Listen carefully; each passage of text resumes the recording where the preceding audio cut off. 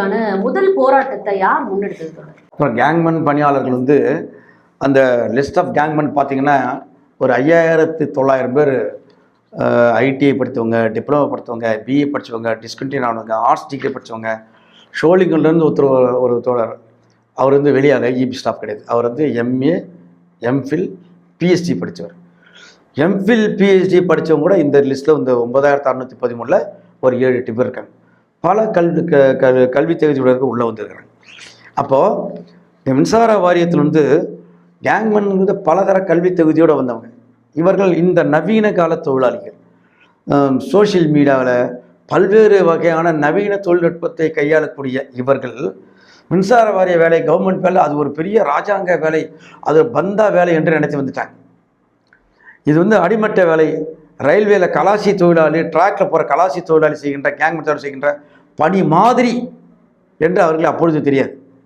ஆனால் உள்ளே வந்த பிறகு இங்கே இருக்கக்கூடிய பணிச்சூழல், வேலை வாங்குகின்ற பணியாளருடைய மனநிலை, புறச்சூழல், இந்த வேலை வந்து 24x7 வீட்டுக்கு குறித்து நேரத்தை செல்ல முடியாது, குழந்தைகளை பார்க்க முடியாது என்றெல்லாம் அவருக்கு தெரியாது. வறுமை, வேலையில்லா திண்டாட்டம், ஏதோ ஒரு வேலை கொடுத்தா குடும்பத்தை காப்பாற்ற முடியும் என்று நினச்சி அவங்க இந்த வேலைக்கு வந்துட்டாங்க. தப்பு கிடையாது, எல்லோரும் அப்படித்தான். உத்தரப்பிரதேசத்தில் ஹைகோர்ட்டில் ஓஹெச் வேலைக்கு ஒரு 17 வேலைக்கு 30,000க்கு மேலே அப்ளிகேஷன் போட்ட வரலாறுலாம் இந்தியாவினுடைய வரலாறு. 17 ஓஹெச் வேலைக்கு 30,000 அப்ளிகேஷன் போட்ட வேலை. MBA, MPhil, PhD, MCom, BCom, ஓஹெச் வேலைக்கு.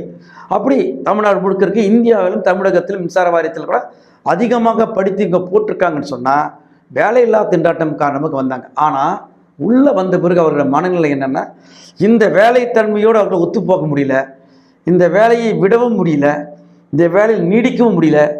அதனால் அவங்க என்ன பண்ணாங்க, எங்களுக்கு கள உதவியாளர் வேணும், இந்த வேலையிலிருந்து மாற்றம் வேணும், எங்களுக்கு வந்து இந்த சூழல், இந்த பணிச்சூழல் ஒத்துக்கலை என்று சொல்லி அவர்கள் தானாகவே போராட்ட களத்துக்கு உந்தப்படுகிறார்கள், தள்ளப்படுகிறார்கள். அப்படி தள்ளப்பட்டதன் விளைவாகத்தான் மின்னுரிமை மத்திய நாடி வந்தார்கள். அவர்களுடைய கோரிக்கை என்ன? கள உதவியாளர் மாற்றம், ஊர் மாற்றம், இன்டர்னல் செலெக்ஷன், 3 கோரிக்கையை முன்வைத்து போராட்டத்தை நடத்த வேண்டும் என்று சொன்னாங்க. அநேகமாக அக்டோபர், நவம்பர் 2021 ஒரு போராட்டத்தை முன்னெடுத்தோம்.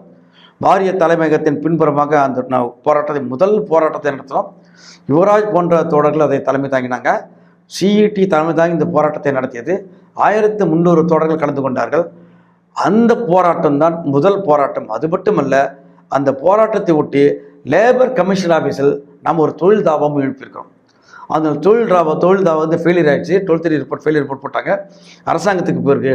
அரசாங்கத்துக்கு போனது இண்டுவெல் நமக்கு லேபர் கோர்ட்டு போவதற்கான ரெக்கமெண்டேஷன் கிடையாது, நமக்கு வரல. அது ஒரு நிலுவை இருக்குது. இதற்கிடையில் நம்ம அதை முடிச்சுட்டு வச்சிங்களேன். இதுதான் முதல் சிஇடி சங்கம் தான் மின்னுடர் மத்திய இந்த போராட்டத்தை முன்னெடுத்தது என்பது வரலாறு.